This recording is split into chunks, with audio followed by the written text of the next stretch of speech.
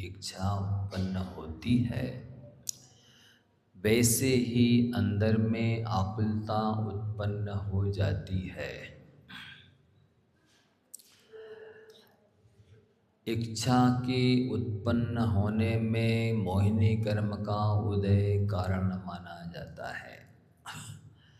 इच्छा की उत्पत्ति कषाय की तीव्रता से होती है। यदि इच्छा की पूर्ति हो जाती है तो राग की वृद्धि होती है, और यदि इच्छा की पूर्ति नहीं होती है तो द्वेष की वृद्धि होती है। और इच्छा की पूर्ति होने पर भी तृप्ति नहीं होती।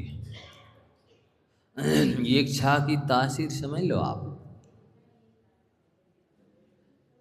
यदि इसको समझ लिया तो सबसे पहले तो ये घातिया कर्म जो है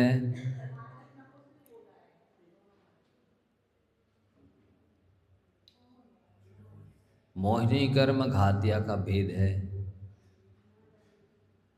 और घातिया कर्म की सारी प्रकृतियां पाप प्रकृतियां हैं। घातिया कर्म कहते ही उन्हें हैं जो आत्मा के गुणों का घात करे।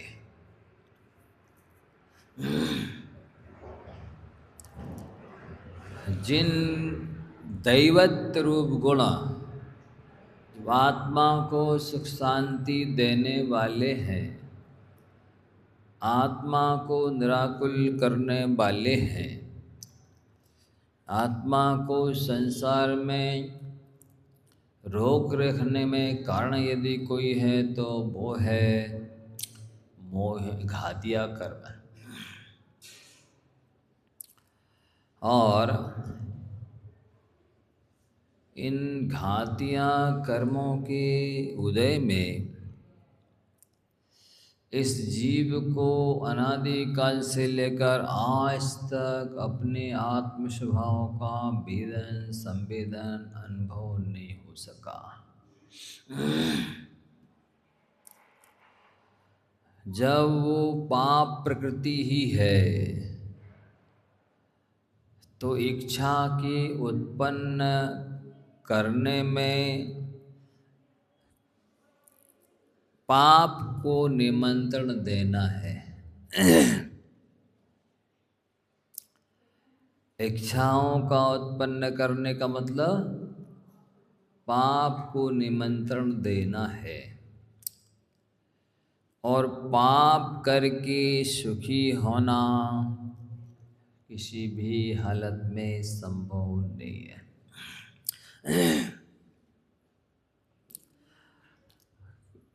इच्छा अप्राप्त पदार्थ की होती है।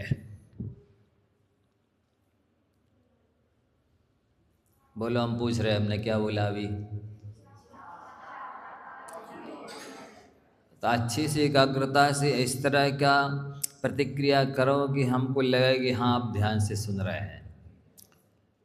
यहाँ वहाँ देखते हुए सुनते हैं तो फिर वक्ता का चिंतन गड़बड़ा जाता है।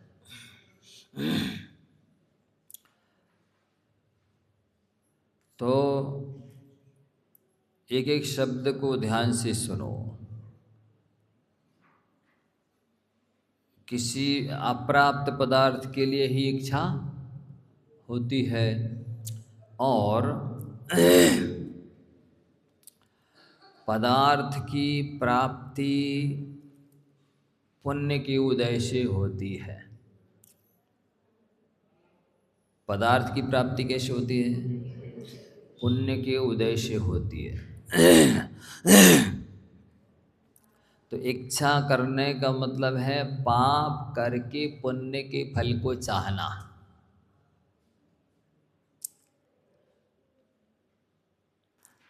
पाप करके पुण्य के फल को चाहना।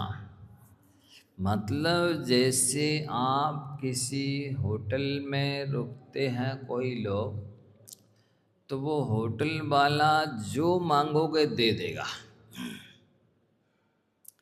लेकिन बाद में बिल पकड़ाएगा कि इतना हो गया।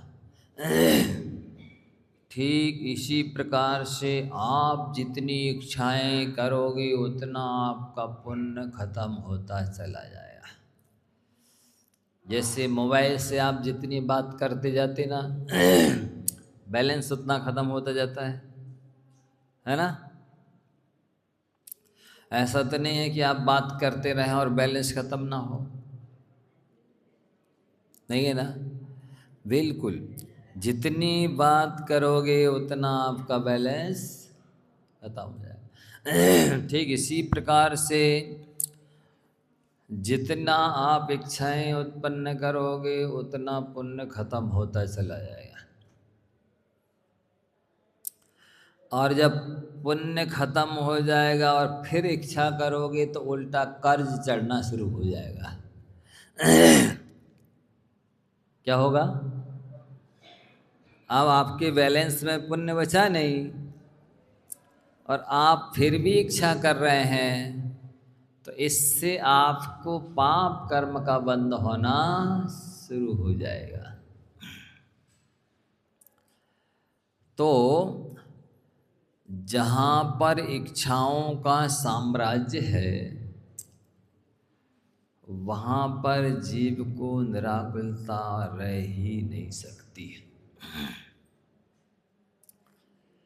इच्छाओं का द्वंद्व है, इच्छाओं का नाम ही वस्तुतः संसार है।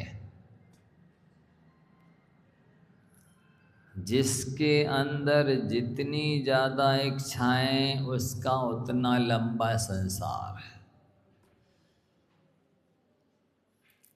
आयु पूरी हो गई और इच्छाएं पूरी नहीं हो पाई तो समझ लेना कि आपने संसार बढ़ा लिया। और इच्छाएं पूरी हो गई और आयु शेष रह गई तो समझ लेना कि आपने संसार को घटा लिया।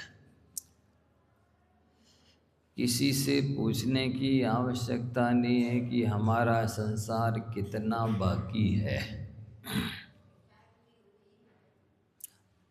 इच्छाएं पूरी हो गई और आयु शेष रह गई तो समझ लेना कि संसार खत्म हो गया। अब ज़्यादा समय आप संसार में नहीं रहेंगे। और आयु पूरी हो गई और इच्छाएं बाकी रह गई तो समझ लेना कि आपका संसार अभी दीर्घ है, लंबा है। तो इच्छा की तासीर है, वो सदैव आकुलता उत्पन्न करती है, बेचैनी उत्पन्न करती है, घबराहट उत्पन्न करती है, चिंताएं उत्पन्न करती है। यदि आपको चिंताओं से बचना है,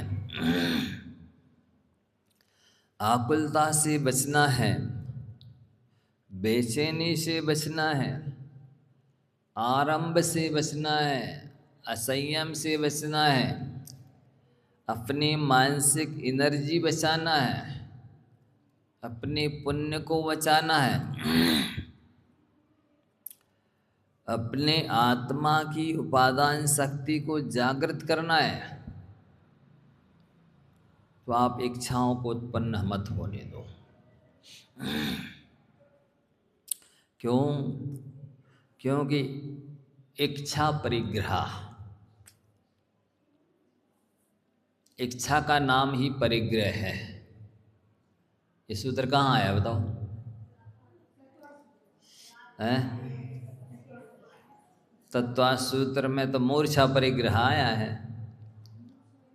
मूर्छा और इच्छा एक अर्थवाची है। जैसे 9वें अध्याय में आया इच्छा निरोधास्तपा।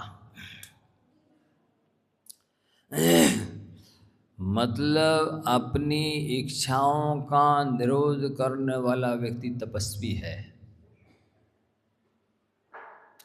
क्या ऐसी तपस्या आप लोग नहीं कर सकते?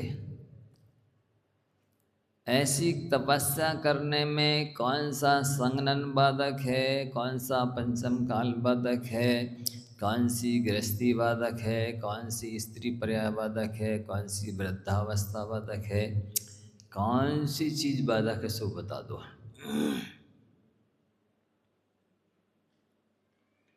बोलो, किस वजह से आप लोग इच्छाओं को नहीं रोक सकते हैं, वो बता दो, हम उसका भी सॉल्यूशन बता देंगे, उपाय बता देंगे। हैं? हैं? आसक्ति तो है ही, मोह तो है, वो तो हम पहले ही से बताते आ रहे। घातिया कर्म, मोहिनी कर्म, ये सब पाप प्रकृतियां हैं घातिया कर्म की। और घातिया कर्म तो जीव को हमेशा हमेशा रुलाता है, आत्मा के गुणों को आच्छादित करके, दबा करके, नष्ट करके रखता है। इसलिए आपकी कोई साधना हो सकती है, पुरुषार्थ हो सकता है, तो आप इच्छाओं को रोको। वस्तुतः जो 12 तप हैं, क्यों मनाए 12-12 बताओ? भोजन की इच्छा होती है, रोको इसको, अनशन ताप हो गया। अनशन किया, एकासन किया, भोजन संबंधी इच्छा का निरोध हुआ, इच्छा ही तो रोकना थी। ऊनोदर किया, इच्छा का अनुरोध किया, इच्छा ही तो रोकना थी। वृत्ति पर संख्या लिया, इतने लोग पड़ गाएंगे, इतनी महिला हों, इतने पुरुष हैं, इतने कलश हों, इतने श्रीफल हों, इतने ये कुछ भी जो लेते हैं, वो क्यों? भोजन संबंधी इच्छा लालसा को रोकने के लिए कि इसके बाद मिलेगा तो लेंगे।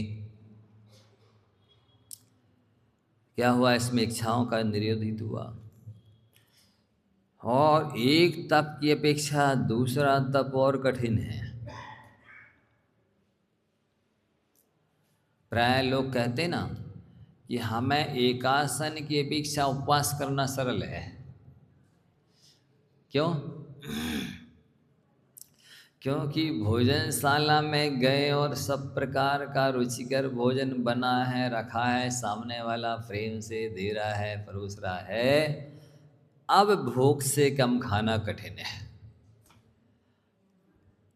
देश के बाद भी भूख से कम खाओ, पेट से कम खाओ, इसमें और ज्यादा इच्छा का निरोध करना पड़ता है। और भूख लग रही है, भोजन तो करेंगे, लेकिन ऐसी ऐसी शर्त में, इस कंडीशन में करेंगे कि ये नियम पूरा होगा तो करेंगे, नहीं तो नहीं करेंगे। इसमें और का इच्छाओं का निरोध ज्यादा होता है। और रस परित्याग, अब सरस भोजन दे रहा है सामने वाला, और उसको छोड़ के नीरस भोजन करो, इसमें इच्छाओं का निरोध और ज्यादा होता है। भोजन तो करेंगे लेकिन नीरस करेंगे, ये उत्तरोत्तर कठिन है। उत्तरोत्तर इच्छाओं का निरोध इनमें ज्यादा है। उत्तरोत्तर इंद्र में, इनमें इंद्रियों का दमन ज्यादा है। उत्तरोत्तर इसमें कसाय को कृष्ण करना पड़ता है, अपने आप को बहुत संयत करना पड़ता है, साधना पड़ता है। मन को भी वश में करना पड़ता है इंद्रियों के साथ साथ। सारी पांचों इंद्रियां और मन बस में होते, चारों कसाएं डाउन होती है, पांचों पाप छूटते हैं, आत्मा आत्मवान बनता है, जितेंद्रिय बनता है, सशक्त शक्ति वाला बनता है, उपादान जागृत होता है। फिर विविक्त शय्यासन, एकांत में बैठना उठना विश्राम करना ध्यान अध्ययन करना, ये और कठिन है। ऐसा लिखा है शास्त्रों में, भीड़ में आनंद है, पर भीड़ से की अपेक्षा एकांत में करोड़ गुना ज़्यादा आनंद है। जिसको ध्यान अध्ययन चिंतन मनन करना आता है तो वो करोड़ों गुना ज़्यादा आनंद एकांत में प्राप्त करता है। और एकांत में रहने के लिए और सारी इच्छाओं का अनुरोध करना होता है। स्पर्शन इंद्रिय के बारे में भी जैसा भी मिलता है वैसे में उठना बैठना, रचना का विषय वहाँ है नहीं, ना कोई बोलने बताने न है, ना कोई खाने खिलाने, ना कोई घ्राण इंद्रिय का विषय है, ना कोई चक्षु इंद्रिय का विषय है, ना कोई कर्ण इंद्रिय का विषय है, ना कुछ मन के लिए सोचने के लिए कोई विषय। तो विविक्त शय्यासन श्रेष्ठ तप माना जाता है। एकांत में ध्यान अध्ययन करना, शयनासन करना, इसमें सारे संसार के प्रति राग का भाव का निरोध होता है। किसी से कोई मतलब नहीं, कुछ भी लेना देना नहीं। ये एकांतवास भाग्यवानों को प्राप्त होता है। बड़भागी होते हैं वो जो एकांत में विश्राम करते हैं। 4 तरह के लोग होते हैं। एक वो होते हैं जो भीड़ में रहते और अकेले में जीते। साधु संत भीड़ में रहते हैं लेकिन अकेले में जीते। कुछ ऐसे होते जो अकेले में रहते फिर भी भीड़ में जीते। अकेले हैं तो काय की भीड़, अकेले हैं फिर भी मानसिक विचारों की भीड़, कभी राग देश काम क्रोध घृणा ईर्ष्या मद मत्सर इत्यादि चिंता शोक में डूबे रहते हैं, इस भीड़ में जीते रहते हैं। तो अकेले में रहते हैं फिर भी भीड़ में जीते हैं। कुछ ऐसे होते हैं कि भीड़ ही में रहते और भीड़ ही में जीते हैं। कुछ ऐसे होते हैं जो एकांत में रहते हैं और अकेले में ही जीते हैं। अपना नंबर किस में है देखो जरा, किस में आ रहा है? आप लोग किस में आ रहे हैं? भीड़ में रह रहा है, भीड़ में जी रहा है क्या?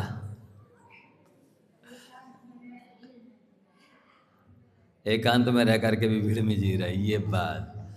हाँ बिल्कुल बिल्कुल सही है, इसमें दो मत बराबर। पुराने संस्कार जो है ना वे रिपीट होते हैं। जैसे गाय दिन भर चरती रात भर रोमंथ करती ना, ऐसे ही होता जिंदगी भर जो किया है वो अब बाद में एकांत में बुढ़ापे में सब घूमता रहता है।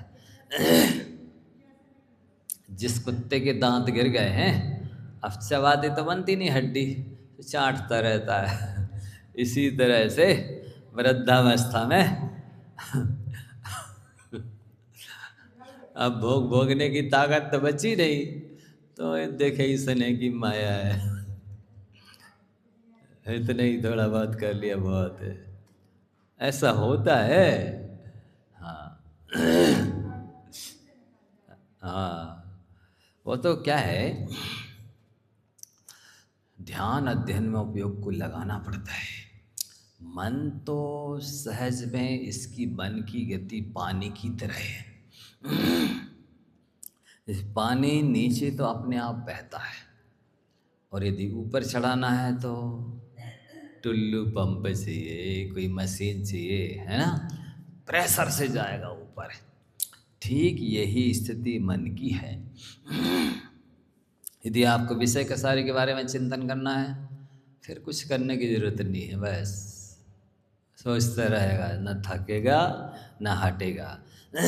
और यदि धर्म ध्यान कराना है तो गिन गिन करके नियम ले ले करके आप मन को बस में कर सकते हो और उससे काम करा सकते हो।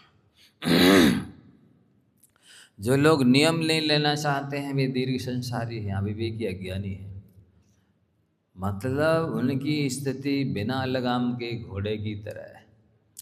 उनकी स्थिति बिना ब्रेक की गाड़ी की तरह है, उनकी स्थिति बिना नकील के ऊँट की तरह है, उनकी स्थिति बिना अंकुश के हाथी की तरह है। वे बेचारे कौन से गड्ढे में गिरेंगे, कौन से कुमार्ग में जाएंगे, कहाँ नहीं जा सकता, जो नियमों से बंधना नहीं चाहते हैं। इसलिए यदि अपने नहीं, और ये पक्का है, जो नरक से बंध गया वो नियम से बंध ही नहीं सकता। जिसने नरकायु का बंध कर लिया है वो नियम ले ही नहीं सकता। इसलिए यदि अपने मन को पवित्र करना चाहते हो, विशुद्ध बनाना चाहते हो, एकाग्र करना चाहते हो, तो ज़्यादा से ज़्यादा नियम लो। भले उन नियमों को पालने की आकुलता रहे तो रहने दो, वो आकुलता अच्छी है। कई लोग कहते ना, नहीं महाराज जी हम नियम नहीं लेंगे, हमको बहुत ज़्यादा चिंता हो जाती है, आकुलता हो जाती है। हाँ, 1234 उपवास, एक आसन, ठीक है, 9 बार नमोकार पढ़ लो। हाँ ठीक, अच्छी बात है। जिसका मन बन गया हो, बन रहा हो तो ले लो, 9 बार नमोकार पढ़ लो, अभी हम उधर दे देंगे आशीर्वाद।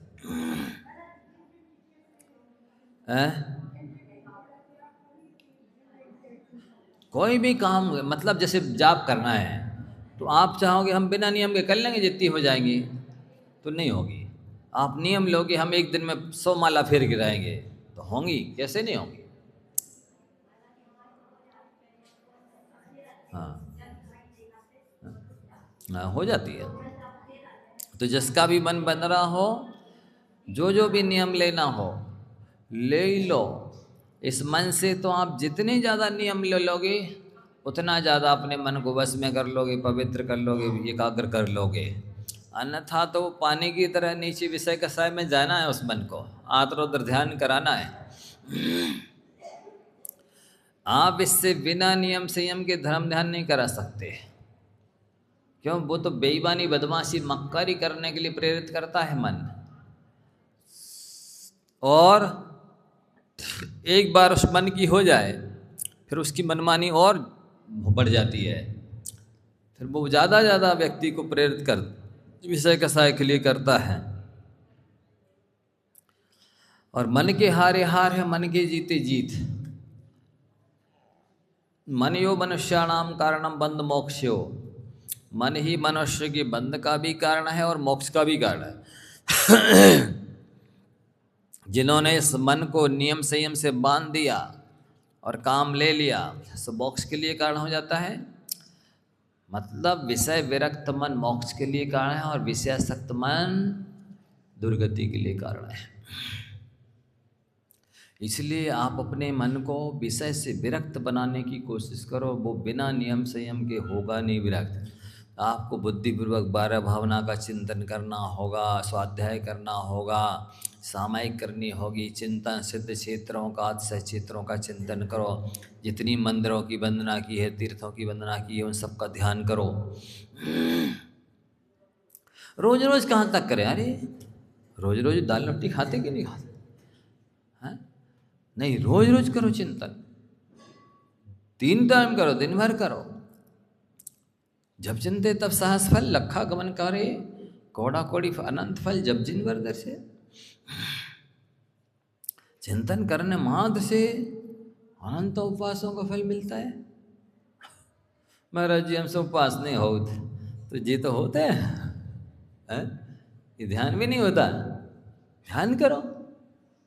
कितने सिद्ध क्षेत्र हैं, अतिशय क्षेत्र हैं, कितने ग्रंथों के नाम आप सोच सकते हो सामायिक में। कौन से ग्रंथ है? छेड़ाला, रत्नगान, द्रव्य संग्रह, अष्टोपदेश आदि। सोचते जाओ कितने याद आ रहे। कौन से आचार्य ने कौन सा ग्रंथ लिखा है, कौन से ग्रंथ में क्या क्या विषय वर्णन किया है। मन नमोकार कोई है, कभी उल्टा पढ़ो, कभी सीधा पढ़ो, कभी बीच से पढ़ो। नमो आयरियाणम, नमो झड़म, नमो सिद्धड़म, नमो यंतड़म, हम लोग ऐसा वैसा ऐसे पढ़ो, तो इसमें मन को लगना पड़ेगा। अब वो तो रटा हुआ है सीधा सीधा, तो मन घूमता रहता है। फिर सामने भगवान की फ़ोटो रखो और घड़ी रखो, देखते रहो भगवान को, घड़ी को, हमारा मन भाग तो नहीं रहा, हमको इतने मिनट में एक माला करनी है। अपने आप मन बस में होगा। काम कराने वाला चाहिए उससे। चाहो तो चाहे जितना कराया है साधु संतों ने, आचार्यों, ऋषि मुनियों ने, कितना काम लिया है इससे। अब आप उसको छुट्टर रखना चाहते हैं, नहीं हम नियम से नहीं बंधेंगे, हो जाएगा खूब धर्म ध्यान। नहीं, मन को ही मोक्ष मार्ग में मांझना होता है, मन को ही मनोबल बढ़ाना होता है, मन को ही निर्मल करना होता है, मन को एकाग्र करना होता है, मन को ही विशुद्ध करना होता है, मन को ही समझाना होता है, मन को ही धर्म ध्यान में रमाना होता है। और क्या करना है? कुछ करना थोड़ी, यही तो करना होता है। सारा खेल मन का है। मन बहुत बड़ी चीज है। और वही तो यदि अनियंत्रित है, तो अनियंत्रित मन तो विस्फोट एटम बम से खतरनाक है, परमाणु बम से खतरनाक है।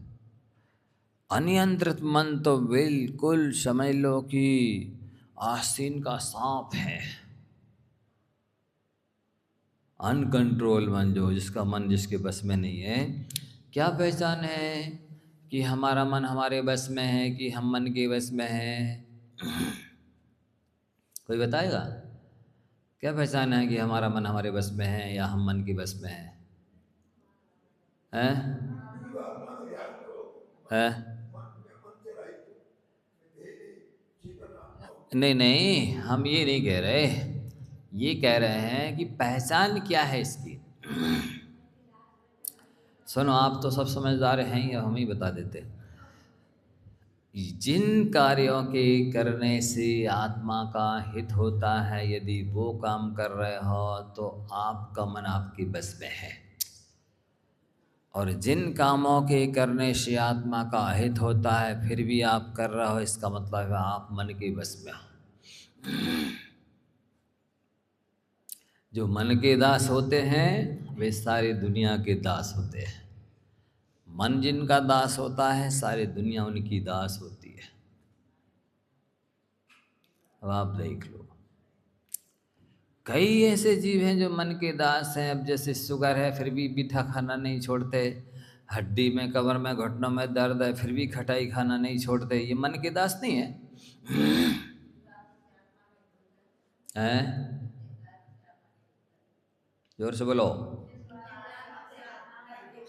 यदि हम वो कर रहे हैं तो मन हमारे बस में है, और जिन कामों के करने से हमारे आत्मा का अहित होता है फिर भी हम कर रहे हैं, इसका मतलब हम मन के बस में हैं। कई लोग हैं मन के ही अनुसार चलते हैं, हमारी इच्छा नहीं है, हमारा मन आज हमारा मूड नहीं है। अरे मूड होता थोड़ी है, बनाना पड़ता है। इसीलिए तो आचार्य ने कहा वैराग पावन माई चिंते अनुप्रेक्षा भाई, इमे चिंतत सम सुख जागे। कौन सा सुख जागता है? समता रूपी सुख जागता है। जैसे माता पुत्र को जन्म देती है, वैसे ही 12 भावना रूपी माता वैराग रूपी पुत्र को जन्म देती है। उसका जन्म देना पड़ेगा। जैसे बच्चों के लिए बुद्धिपूर्वक जन्म देती हो, ऐसे ही वैराग को भी बुद्धिपूर्वक जन्म देना होगा। वैराग पावन माई चिंते अनुप्रेक्षा भाई। हे भाई, वैराग को उत्पन्न करने के लिए इन 12 भावना का चिंतन करो, वैराग भावना का चिंतन करो। इनमें चिंतत सम सुख जागे। जैसे इनका चिंतन करने लगो, समता रूपी सुख जागृत होता है, समाज शांति आती है, वैराग आता है। कौन पढ़े? बार बार यही पढ़ते रहें क्या? ये मन कह रहा है, आप नहीं कह रहे, आत्मा नहीं कह रही। जब आप आत्मरोध ध्यान अनादिकाल से करते चले आ रहे हैं, अभी भी कर रहे हैं, फिर भी नहीं अघाते हैं, जब आत्मरोध ध्यान कर सकते हैं तो धर्म ध्यान नहीं कर सकते हैं? नहीं करा सकते हैं? कर सकते हैं, करा सकते हैं, लेकिन हम मनमानी करना चाहते हैं। मन के अनुसार चलना चाहते हैं, जो मन कहता है आज इच्छा है जी खाना, बस लग गए करने के लिए। क्या आप अंदर से आत्मा की आवाज़ नहीं निकाल सकते? नहीं, इसमें कितना श्रम खराब हो जाएगा। नहीं खाना, जो है वही खाएंगे, उसी से काम चलाएंगे, बचाए समय को बचाएंगे उसमें स्वाध्याय करेंगे, जाप करेंगे, धर्म ध्यान करेंगे। इस तरह यदि आप अपनी अंतर की आत्मा से उस इच्छा को रोक देते हैं, मन को दबा देते हैं, तो विजय आपकी हो जाती है। लेकिन हम लोग जैसे ही इच्छा उत्पन्न हुई, मन में जो आया करने लग जाते हैं, और उसमें सारा समय, सारा श्रम, सारी बुद्धि उसी में लगा देते हैं, और उससे आत्मा का पतन होता है। इसलिए आरंभे तापकान, ये पंचेंद्रिय के विषय शुरू में संताप उत्पन्न करते हैं। कैसे करते? क्योंकि इन इंद्रियों के विषयों की इच्छा उत्पन्न होते ही आकुलता व्याकुलता उत्पन्न हो जाती, बेचैनी हो जाती है कि मन में जिस विषय भोगने की इच्छा हुई है उसको कैसे प्राप्त किया जाए, कैसे पाया जाए, कैसे बनाया जाए, कहाँ से लाया जाए, कब मिलेगा, कैसे मिलेगा, कहाँ मिलेगा, ये खलबली आकुलता व्याकुलता बेचैनी हो जाती है।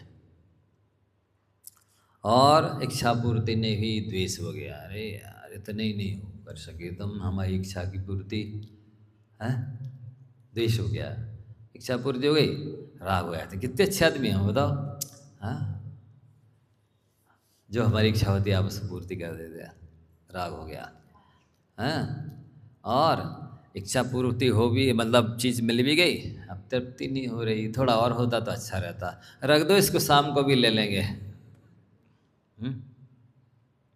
तृप्ति नहीं होती, उत्पन्न हुई, मोह प्रबल हो गया, सबल हो गया, डबल हो गया। इसलिए आपको समझना है कि जब इच्छा निरोधास तपा का है, तो उस इच्छा के निरोध के लिए 12 तप बनाने पड़े। अनशन, ओनोदर, वृत्ति परिसंख्यान, 10 परित्याग, विविक्त शेषन, काय क्लेश करो, शरीर से भूख प्यास ठंडी गर्मी सहो, डांस मच्छर की बाधा सहो, क्लेश सहो, दुख सहो। इससे क्या होगा? इच्छाओं का निरोध होगा, मन जो चाहता वो नहीं होगा। वे ही साधक होते हैं जो मन कहे वो ना करे, जो आत्मा कहे वो करे। मतलब जिसमें आत्मा का भला होता है वो करे, और जिससे शरीर का भला होता है वो ना करे। प्रायश्चित लो, अब इसमें इच्छाओं का निरोध करना पड़ेगा। क्या मन कहेगा अरे मान का मर्दन होगा, कोई क्या कहेगा, तुमने ऐसे पाप करे, हाँ, मान का, क्रोध का, मायाचारी भी छोड़नी पड़ेगी, तभी आलोचना होगी। बालकवत निश्चल होना पड़ेगा, सरल होना पड़ेगा, विनम्र होना पड़ेगा, सत्य बोलना पड़ेगा, तब वो आलोचना होगी, नहीं तो हो नहीं सकती। और ये जो कसाय नहीं छोड़ पाते हैं, मान कसाय को, माया कसाय को, और सत्य नहीं बोल पाते हैं, वे शल्य पालते रहते हैं जिंदगी भर। कौन बताए कौन नहीं, बताओ। वो तो ऐसी स्थिति है, किसी किसान ने बीज बोया, उससे पूछा क्यों भाई साहब क्या बोया इस बार? हम नहीं बताएंगे। मत बताओ, फसल आएगी तब तो पता चल ही जाएगा कि क्या बोया था। इसी प्रकार से कितने पाप करे, हमने तो कुछ किया ही नहीं है। हाँ, आप तो दूध की दले हो, अच्छी बात है। नहीं बताओ, कर्मोदय में आएगा, अपने आप पता चल जाएगा कि क्या किया था। कार्य से कारण का ज्ञान हो जाता है, कारण से कार्य का ज्ञान हो जाता है। तो निमित्त निमित्तिक संबंध है, कारण के बिना कार्य नहीं होता, और कार्य है तो कारण अवश्य होगा, ऐसा है। तो नहीं बताओगे, पाप छुपाए रहोगे, आलोचना प्रतिक्रमण नहीं करोगे, तो इसी जीवन में थोड़ी सी दाम मात्र मानसिकता रहेगी कि हाँ हमें लोग अच्छा समझते हैं, और बता दोगे तो हाँ सब जानते हैं, ज्ञानी जन गुरुजन जानते हैं गलतियां सबसे होती हैं, कौन दूध का धुला है। जिसके ज्ञान वर्ण कर्म का उदय चल रहा, 10 वर्ण कर्म का उदय चल रहा, मोहिनी कर्म का उदय चल रहा, उससे कौन सी गलती नहीं हो सकती है, हो ही सकती है। और श्रद्धा विशेष जागृत होती है कि हाँ देखो ये कितना पाप भीरू है, अपने दोषों की आलोचना कर रहा है, इतना निकट भव्य है, ये दुर्गति से डरता है, ये सच्चा धर्मात्मा है, ऐसी छवि अच्छी बनती है। लेकिन उसकी धारणा मान्यता रहती, मान कषाय की तीव्रता की वजह से, माया कषाय की तीव्रता की वजह से, झूठ में आस्था होने की वजह से ऐसा नहीं बताता वो पाप। इसलिए अनंत भवों तक स्त्री वेद नहीं छूटता, अनंत भवों तक नपुंसक वेद स्त्री वेद है। हाँ माया तो रही हो न, इससे त्रेंचायु मायाचार्य से मिलती है और स्त्री वेद नपुंसक वेद मायाचार्य से मिलते हैं।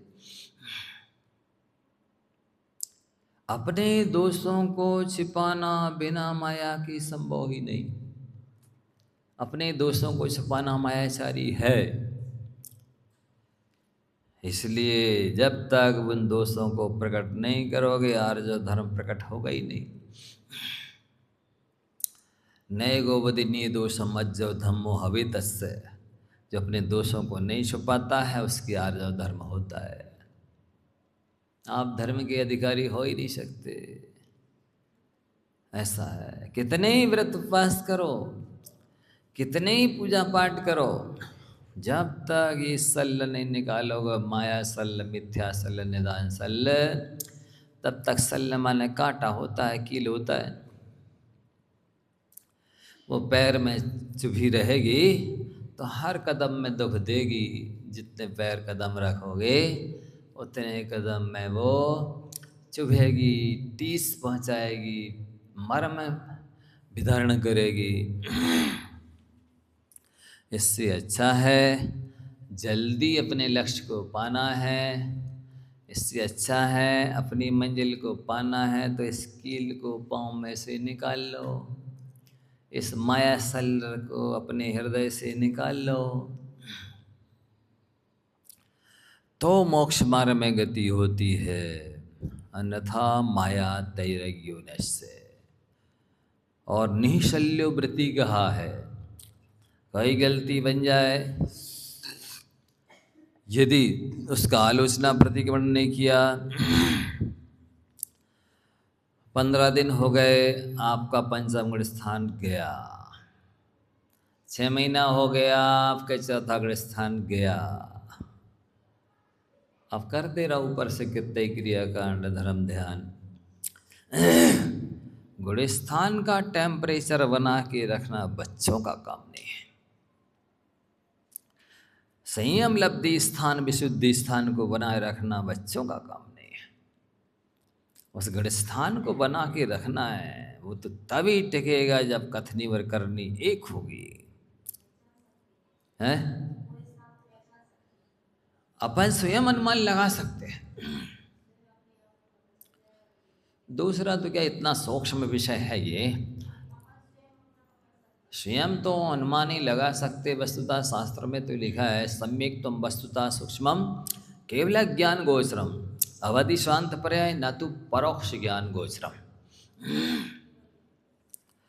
या तो परमावधि या मना पर्याय ज्ञान वाले या केवल ज्ञान वाले जान सकते हैं, मति शब्द ज्ञान वाले ना अपना जान सकते कौन सा गुण स्थान है, ना सामने वाले का बता सकती कौन सा गुण स्थान है। अनुमान लगा सकते हैं।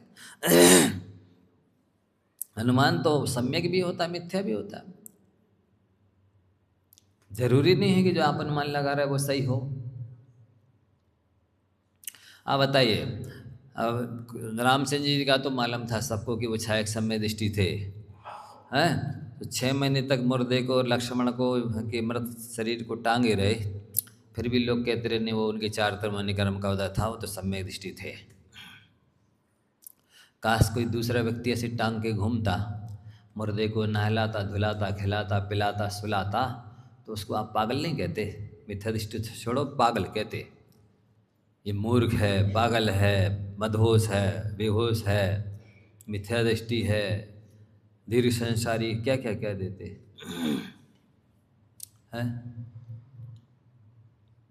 ऐसा है। और एक मुनि महाराज हैं, उनको किसी ने घानी में पेल दिया, फिर भी उफ नहीं किया, बिल्कुल शांति बना के रखी। आप क्या कहेंगे? तो भावलिंगी साधु होंगे। पर शास्त्र में लिखा है ऐसे साधु भी मिथ्या दृष्टि द्रव्यलिंगी हो सकते हैं। अब क्या अनुमान लगाओगे बताओ ऊपर से कि कौन सम्य दृष्टि और कौन मिथ्या दृष्टि? ये तो मोटी कल्पना है, मोटा अनुमान है। वस्तुतः द्रव्यलिंग भावलिंग की पहचान करना अतीब कठिन है। ये बात है कि यदि ऊपर में व्यवहार साधु साधक का किसी का अच्छा नहीं होता है तो आप प्रभावना होती है, निंदा होती है, बात अलग है। वस्तुतः उससे गुणस्थान का सही सही ज्ञापन हो सके ऐसा संभव नहीं है। कौन का कौन सा गुणस्थान है कहा नहीं जा सकता। ये पाप अमूर्तिक है, परिणामों का जो टेम्परेचर है, जो डिग्री है, इसलिए उसको बना के रखना तो स्वयं साधक की अपने बस की बात है कि वो अपने दोषों को ना छुपाए, माया मिथ्या निदान शल्य को ना रखे। जानी करना काणी भी शल्लाणी गर्हदानी जिन सासड़े ताणी सब्बाणी वो श्रिता निशल्लो वह हृदय सयावणी।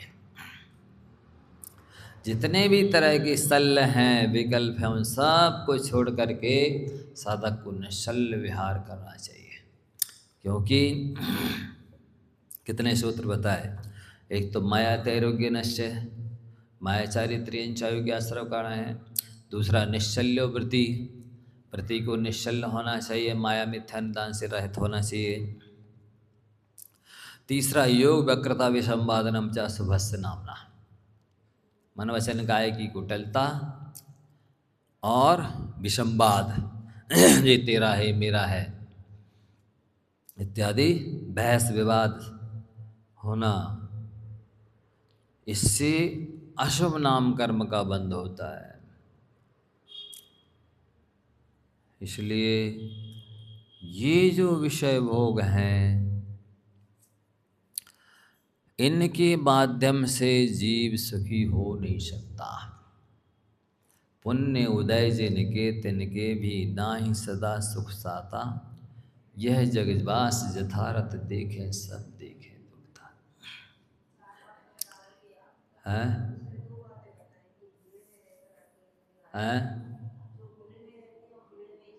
हाँ, ऐसे लोग हैं भीड़ में रहते, भीड़ में जीते, मोहब्बत भीड़ में रहते हैं और लोगों के बीच में भी जीते हैं और विवाह विकार के बीच में भी जीते हैं। तो वो भीड़ में रहते, भीड़ में जीते। कुछ ऐसे हैं कि भीड़ में रहते पर अकेले में जीते, साधु संत, हमेशा उनका दृढ़ निश्चय रहता है, मैं एकाकी कतुल्य सभी आते, तन धन को साथी समझाता परे भी छोड़ देते। भीड़ में रहते हुए भी अपने आप को हमेशा अकेला मानते हैं, एकत्व भावना का चिंतन करते हैं। तो भीड़ में रहते अकेले में जीते। तीसरे वो हैं अकेले में रहते और भीड़ में जीते, लोगों का समुदाय तो नहीं है लेकिन अंदर में संकल्प विकल्प, राग देश काम क्रोध घृणा ईर्ष्या नफरत बैर विरोध बदले की भावना चलती रहती है। चौथे वो हैं जो अकेले में ही रहते हैं और अकेले में ही जीते हैं।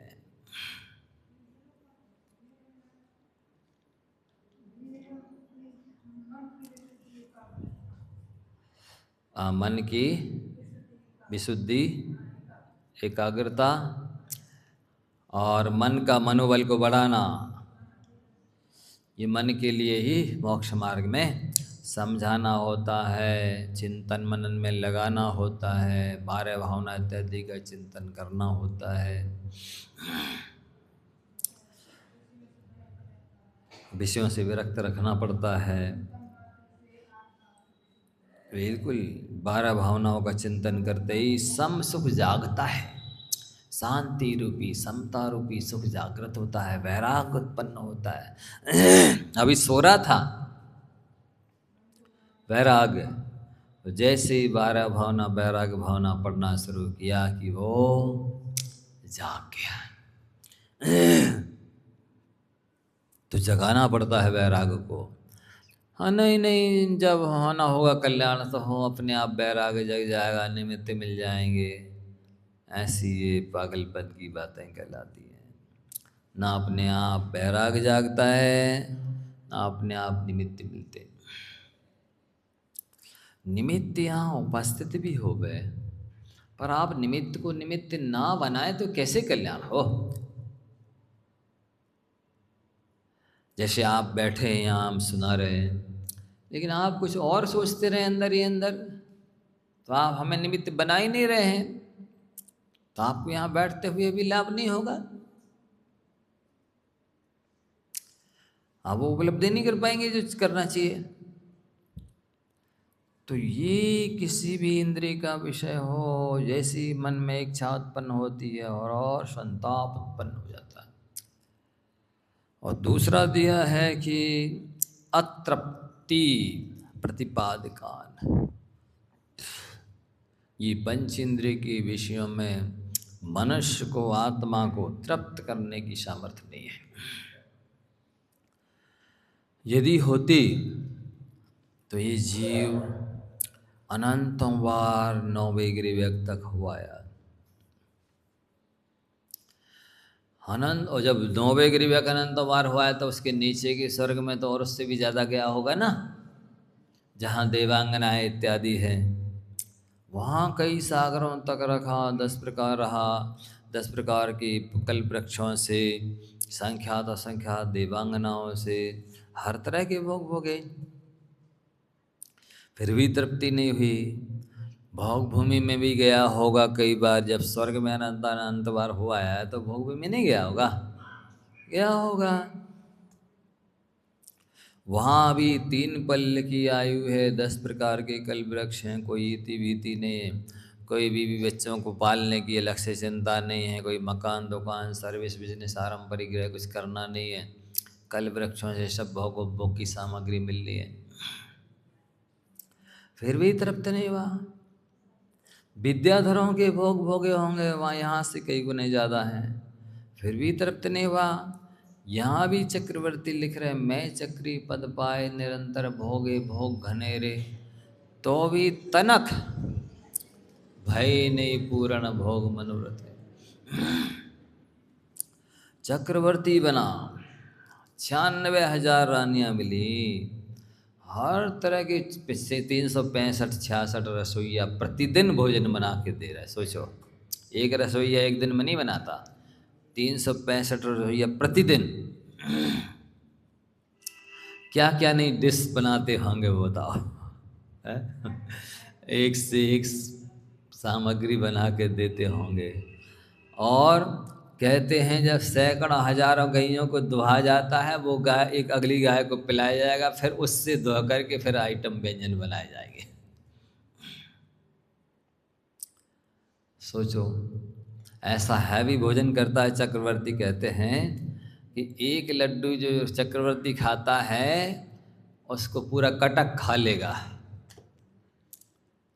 पूरी सेना, पचा नहीं पाएगी, इतना हैवी भोजन करता है वो। सोचो आप, ऐसा हैवी भोजन करके भी भोग भोगता है, फिर भी लिख रहा मैं चक्री पद पाए निरंतर भोगे भोग घनेरे, तनक नहीं भाई पूरे। वो कह रहा है पूरी तृप्ति तो छोड़ो, आदि भी नहीं भाई, आधे से आधे भी नहीं भाई, तनक भाई नहीं पूरा लिख रहा है। तनक क्या होता है? तनक थोड़ी भी पूर्ति नहीं हुई, तृप्ति नहीं हुई, संतुष्टि नहीं हुई। अभी दृष्टांत दिया ना कि कुत्ते के दांत गिर गए हैं, अब हड्डी चबाने की तो शक्ति नहीं रही, हड्डी चाट रहे उतने में संतुष्ट है। लालसा खत्म नहीं होती है। इंद्रियां शिथिल हो गई, शरीर में शक्ति नहीं बची, लेकिन मन फिर भी संतुष्ट नहीं होता है। मतलब लोग जवानों पर संदेह करते हैं कि भई यही विषय के साथ में न फंस जाए, फंसे ना हो गए। बूढ़ों पर संदेह नहीं करते, इतनी अंतर है।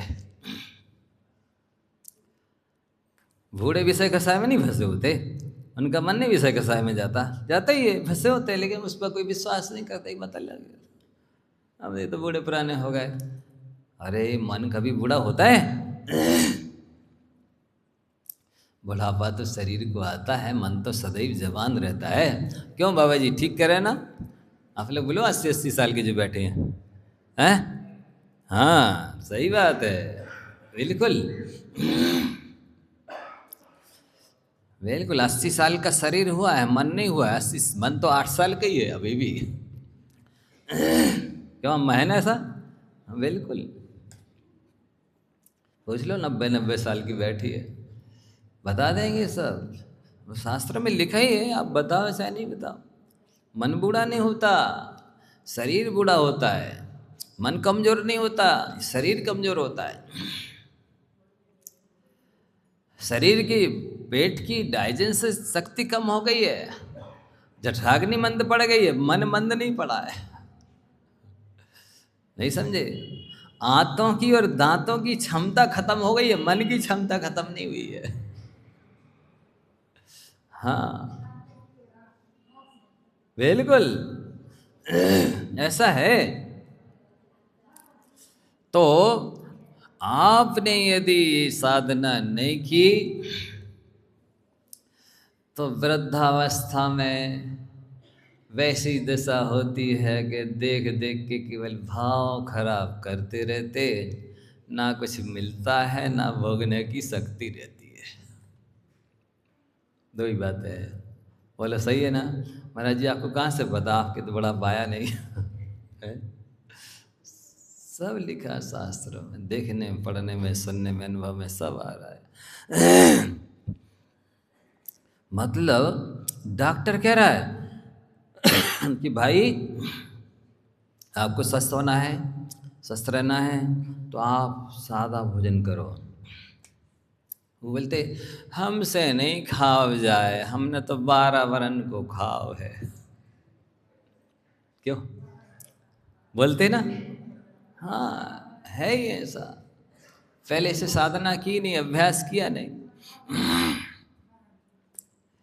तो वो ऐसा बोलते हैं। तो जो नुकसानदायक चीज़ है फिर भी खाते रहते हैं, जो आत्मा के लिए भी नुकसानदायक है, शरीर के लिए भी नुकसानदायक है, स्वास्थ्य के लिए भी नुकसानदायक है, फिर भी खाते रहते हैं। और नहीं मिलता स्वाद और ध्यान करते रहते हैं, भनभनाते रहते हैं, लड़ते झगड़ते रहते हैं, गालियाँ सुनाते रहते हैं। क्यों? सही है ना? देखो बिल्कुल, वो तो पक्का है, ऐसा होता है। यदि ऐसी स्थिति नहीं बने वृद्धावस्था में तो पहले से त्याग करना शुरू करो। हाँ, अतृप्ति प्रतिपादन लिखा ही है। आप पूरे दिन भर किचन में घुसे रहो, दिन भर अपने मन का बनाते खाते रहो, इसके बाद भी तृप्ति तो होगी ही नहीं। मरते दम तक तृप्ति नहीं होगी। जितनी शक्ति हो शरीर में उतने भोग लो, इसके बाद भी तृप्ति तो होगी। क्योंकि इनका नेचर है, अग्नि की तरह है ये। इच्छा, जितना ईंधन डालो अग्नि उतनी भभकती है, जितना तेल डालो आप कहा दीपक बुझ जाए, काहे को बुझने वाला, आप ही बुझ जाओगे। अग्नि को बुझाना है तो ईंधन डालना बंद करना होगा। बिल्कुल इसी तरह से नाहार, भय, मैथुन, परिग्रह, संज्ञाओं को शांत करना है तो आपको इनके विषय देना बंद करने होंगे। और वो क्रम है, धीरे धीरे दिया जाता है। इसी के लिए ये बनाए हैं अनशन, ऊनोदर, वृत्ति परिसंख्यान, रस परित्याग, विविक्त से आसन। इसी के लिए बनाए प्रायश्चित, विनय। इसमें उत्तरोत्तर ज़्यादा इच्छाओं का निरोध होता है। और इच्छाओं का निरोध होने से ज़्यादा ज़्यादा तप होता है, ज़्यादा कर्मों की निर्जरा होती है, ज़्यादा पुण्य का बंध होता है। प्रायश्चित, विनय, भैया व्रत, स्वाध्याय, व्युत्सर्ग, ध्यान, ये तप क्यों बनाए? और वस्तुतः देखा जाए जितने भी नियम संयम हैं, जितनी प्रतिमाएं हैं, जितने भी चरित्र हैं, वे सब इच्छाओं के निरोध के लिए है। अष्टमूल का त्याग करो मतलब इतनी इच्छा खत्म करो कि अब जी नहीं खाएंगे। अब 5 अणु व्रत ले लो, अब इतनी और इच्छा कम करो। अब 12 व्रत ले लो, अब इतनी और इच्छा कम करो। अब प्रतिमाएं बढ़ाओ मतलब इतनी इच्छा और कम करो कि अब हम ये और नहीं करेंगे, अभी और नहीं करेंगे, अभी और नहीं करेंगे। 11 प्रतिमाएं ले ली, 28 मूल लो और अपने आप को नियंत्रित करो, अनुशासित करो, इच्छाओं को रोको, ख़त्म करो, मनमानी बंद करो। अब ले ली मुनी इच्छा नहीं, अब और 12 तब करो, अभी और रह गई इच्छाएं, और ख़त्म करो, अभी और रह गई हैं। हाँ तो क्या करें? परिसर सहन करो। अभी और रह गई तो क्या करें? अब उपसर्ग सहन करो। इसके लिए हैं ये सारे। अभी और रह गई, क्या करें? 18,000 शील के दोष गुणों को पाओ, दोष डालो। अभी और रह गई, क्या करें? 84 लाख उत्तर गुण हैं, उनको प्राप्त करने की कोशिश करो। ये सारे के सारे जितने हैं सब इच्छाओं को रोकने के लिए हैं। जो अज्ञानी मोही होता है नहीं, हम नियम नहीं लेंगे, मतलब अनंत इच्छाओं को रखना चाहता वो अपने पास, असीमित इच्छाओं को रखना चाहता है, मन को एकदम आवारा रखना चाहता है, छुट्टर रखना चाहता बिल्कुल। ऐसा असंयमित व्यक्ति है, उसका कल्याण त्रिकाल में संभव नहीं है। ऐसा है। इसलिए जितना ज़्यादा नियम संयम ले लोगे उतना ज़्यादा संसार घटेगा, उतना इंद्रियां मन कंट्रोल होंगी, उतना इच्छाएं घटेंगी, उतना पाप कर्म का बंध रुकेगा, उतना पुण्य का बंध होगा। और ये जो भोग हैं, चलो ठीक है, इच्छा हो गई खा लो, खा लिया, तृप्ति नहीं हो रही और खाते रहो और खा लिया, अंते सुदुष्ट जान का मान, अंत में छोड़ नहीं पाओगे। ये आपको छोड़ेंगे, आप इन्हें नहीं छोड़ोगे। क्या? ये भोग आपको छोड़ेंगे, आप नहीं छोड़ोगे, और ये छोड़ेंगे तो आप दुर्गति में जाओगे, और आप छोड़ोगे तो सुगति में जाओगे। अब देख लो क्या करना है। ऐसे कामम का सेवते सुधी, जो बुद्धिमान होता है, विवेकी होता है, वैरागी होता है, सम्यक ज्ञानी होता है, वो भोगों के भोगने की लालसा नहीं रखता है, और रखता है तो वो सुधी नहीं है, दुर्बुद्धि है। ये सिद्ध हो गया। वो मूर्ख है जो भोगों को भोगना चाहता है, वो अज्ञानी है, वो मिथ्या दृष्टि है, वो दीर्घ संसारी है। बिल्कुल निकट भव्य की पहचान नहीं है। निकट भव्य कौन होता है? अत्यंत स्त्री विरक्ताये तपस्वंती विरागणा मुन्या प्राग भवेते स्त्रीवतिका लोकांतिका शिव। कौन होते? एक भवातारी जो पंच इंद्रिय के विषयों से अत्यंत विरक्त होते हैं, वो तपस्या करते हैं, बेमुनि एक भवातारी होते हैं। पंचेंद्रियों के विषयों के प्रति जरा भी विरक्ति नहीं है, अरुचि नहीं है, आसक्ति कम नहीं है। समझ लेना आप दीर्घ संसारी है। अभी आपको अनंत भाव धारण करना बाकी है, अभी आपको अनंत दुख भोगना बाकी है। इसलिए आप विरक्त नहीं हो रहे पंचेंद्रिय के विषयों से। क्यों? आत्म के अहित विषय कसाय, आत्मा की शत्रु है विषय और कसाय, और उन शत्रुओं से प्रेम कर रहा हो, वो अच्छे लग रहे हैं आपको। इसका मतलब विषयों को चाहने का मतलब है कि संसार को चाहना, दुर्गति को चाहना, अशुभ कर्मों को चाहना, पाप को चाहना, मोहिनी को चाहना, घातिया कर्मों को चाहना। दुखों को चाहना है। जितना विषय चाहोगे उतने दुखों को निमंत्रण दोगे। लिख लो, जितनों विषयों की चाह उतना दुखों को निमंत्रण है।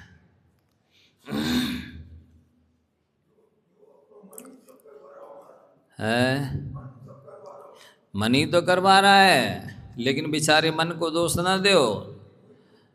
असंगी को सम्यक दर्शन नहीं होता, असंगी को मोक्ष नहीं होता है। इसी मन से काम लेना है, अपन ले नहीं पा रहा, ये अपनी कमी है। देखा जाए संगी पंचेंद्री कोई सम्यक दर्शन ज्ञान चारित्र होता है, तब त्याग होता है, स्वर्ग मोक्ष होता है। असंगी तो ज़्यादा से ज़्यादा पहले भवनात्रक में चला जाए या पहले नरक तक चला जाए, ऐसा है। वस्तुतः ये मन अभिशाप ही नहीं है, मन दुखदाई ही नहीं है। इसको हमने उस दिन दृष्टांत दिया था ना, आप लोग को याद है?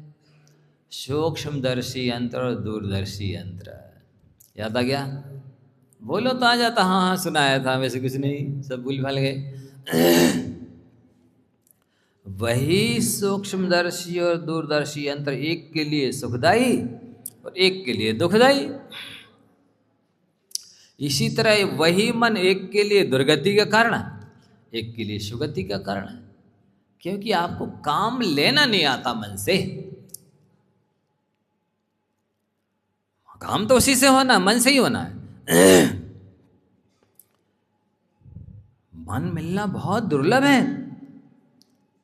असंगी अनंत बार बनता, तब एक बार से नहीं बनता, मन वाला बनता है।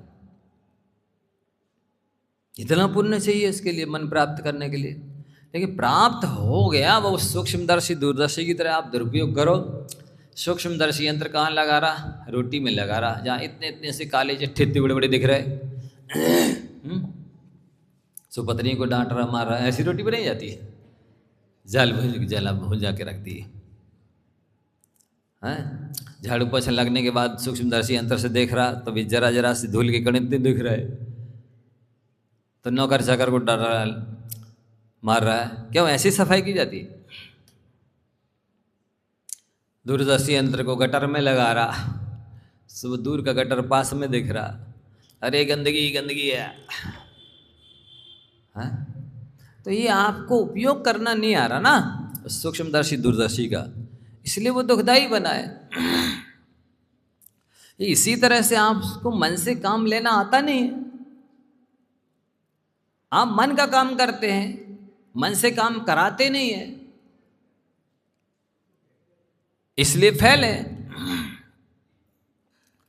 वही तो समझाया जा रहा है कि मनोबल बढ़ाओ, मन को नियम लेकर के पवित्र करो, विशुद्ध करो, ध्यान अध्ययन करके एकाग्र करो, चिंतन करके बारह भावना भा करके एकाग्र करो, मनोबल को बढ़ा करके आत्मा की शक्ति को जागृत करो। इसी मन के माध्यम से कर्मों की नजरा कराओ। क्या समझाया जा रहा है? नहीं, हम नियम नहीं लेंगे, इससे बड़ी मूर्खता अज्ञानता और क्या होगी? हाँ, नियम नहीं लेना मतलब हम बिना ब्रेक की गाड़ी पे बैठेंगे, बिना लगाम के घोड़े पे बैठेंगे, बिना नगिल के ऊँट पे बैठेंगे, बिना अंकुश के हाथी पर बैठेंगे। बैठो बेटा, देख लेते हैं कितनी देर तक सकुशल चलते हो। समझदारी, इससे बड़ी अपनी मूर्खता का परिचय और कुछ नहीं हो सकता। अज्ञानता का। हम नियम नहीं लेंगे। इतना छोट्टर रखना चाहता है वो इस मनरूपी गधे को, इतना स्वतंत्र रखना चाहता है वो, इतनी मनमानी करना चाहता है, इतना मन के अनुसार चलना चाहता है कि उसको बिल्कुल भी बंधन में नहीं रखना चाहता, उसके बंधन में रहना चाहता है। ये इसका तात्पर्य हुआ। नियम नहीं लेने का मतलब क्या? मन के बंधन में रहना, मन के अनुसार चलना।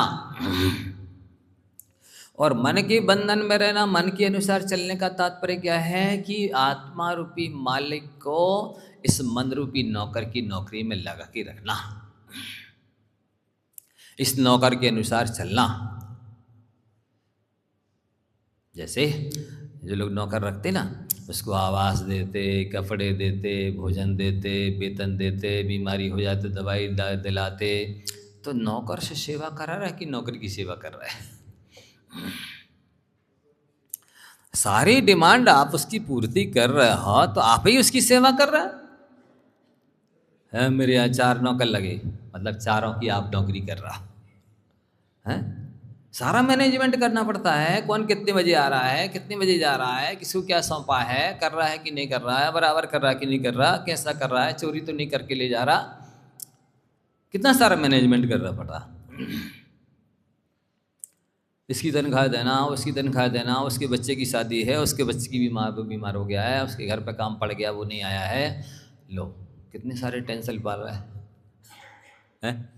बोलो जरा, पाल रहा है कि नहीं पाल रहे? लेकिन बस अहंकार और साथ में पाल रहे कि हमारे यहाँ 6 नौकर लगे।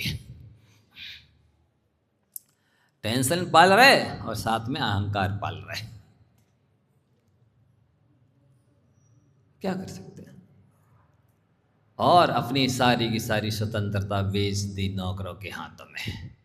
नौकरियों की कठपुतली बन गए। वो चाय ला के दे देगा तो हम पी लेंगे, वो हमें भोजन बना के दे देगा तो कर लेंगे, वो हमारे कपड़े धो देगा तो हम पहन लेंगे, वो हमें गाड़ी पे बिठा के ले जाएगा तो हम मंदिर जाएंगे। सारी स्वतंत्रता भी सारे ने नौकरों को बेच दी। सारी स्वाधीनता, सारी सुख शांति उनके हाथों में दे दी। बेसी जितनी जितनी सौंप देंगे, लो इतना, लो ये नाश्ता कर लो। सब बेचारा उनके दे ही नाश्ता को कर लेगा, उतना सुखी हो जाएगा। जितना चाय पानी दे देगा, जितनी भी सेवा कर देंगे उतना सुखी हो जाएगा। बाकी अंश में बेचारा बहुत ही ज़्यादा दुखी रहेगा, क्योंकि खुद कुछ करना नहीं है, कुछ करना नहीं चाहता है। भी नौकर जितना कर देंगे सब बड़ी कृपा होगी उनकी। भी मालिक हैं इसके, अन्नदाता तब भी हैं इसको सुखी करने वाले। नौकर चाकर अपाहिज तो है ही, उस जैसा बेचारा अपाहिज कौमा में गया, लंगड़ा लूला अंधा बहरा तो कोई हो ही नहीं सकता जो नौकरों के आश्रित है। उससे ज़्यादा दयनीय स्थिति तो किसी की हो नहीं सकती, जो एक एक बात के लिए, एक एक काम के लिए दूसरों पर आश्रित है, निर्भर है। हर चीज़ के लिए दूसरों का मुंह देख रहा है, हर चीज़ के लिए इंतज़ार कर रहा है, हर चीज़ के लिए प्रार्थना कर रहा है। वो ऐसा कर दे तो हो जाए, वो जूते धो दे, पोंछ दे, पॉलिश कर दे तो हम पहन लेवे, वो कपड़े धो दे, प्रेस कर दे तो हम पहन लेवे, वो नाश्ता बना देवे, चाय बना देवे तो हम खा पी लेवे। हर काम वो कर देवे। आपके हाथ होते भी हैं ही नहीं, पैर होते भी हैं ही नहीं, आँखें होते भी हैं ही नहीं, कान होते भी हैं ही नहीं, इस काम के जब काम तो ले ही नहीं रहे आप। कैसे हैं बेचारे? हैं कितने सारे लोगों की रखवाली कर रहे हैं ढोरों की तरह, हैं जैसे बरेदी पशुओं को घेरता रहता है, हाँकता रहता है, ऐसे ही बरेदी नौकरों को घेरते रहते, हाँकते रहते हैं। क्यों तू नहीं आया, क्यों तू क्या न कर रहा है, क्यों तू बैठा है, तूने अपना काम नहीं किया है। कितने दिन आया, कितने दिन नहीं आया, बता है, क्यों नहीं आया? और कई तो ऐसे हैं बे कहते गड़बड़ किया तो हम कल से नहीं आएंगे। नहीं भैया तू आ जाना, चल क्या है तेरी, कितनी कंडीशन है, कितनी शर्त है, क्या क्या चाहिए, तू सब ले ले पर आ जाना। ऐसी चाकरी कर रहा है नौकरों के। हैं मनाते रहते, उनके घर जाते हैं दीपावली को, टिफिन लेके, डिब्बा लेके, ले बेटा ये मिठाई रसगुल्ला जलेबी खा लेना और ले आओ, ये कपड़े हैं तुम्हें दीपावली की गिफ्ट। आते रहें, काम करते रहें, ऐसी उनकी दास्ता कर रहे। बिल्कुल एक पग नहीं चल सकता उनका काम। नौकर ना आए तो वो दुकानें ना खुले, वो झड़े ना, पुछे ना, चले ना, उनके भरोसे जी रहे। दुकानें चल रही तो उनके भरोसे, घर चल रहा तो उनके भरोसे, बेटा बेटी पल रहे तो उनके भरोसे, सब वे ही करते हैं। कैसी दयनीय दशा है इन धन्ना सीटों की, है? कितनी बदतर स्थिति है, कितने बेचारे असहाय दीनहीन हैं, बात बात के लिए दूसरों पर निर्भर है, आश्रित है। गुलाम है। अंते सुदस्तजान क्या मान, अंत में ये काम छोड़े नहीं जाएंगे और ये पिछले तरीके से भोग आपको छोड़ के चले जाएंगे, सरोते रह जाएंगे। जा पानी के ज्ञानते हैं सूझे लोकाल। हे जिनवाणी भारती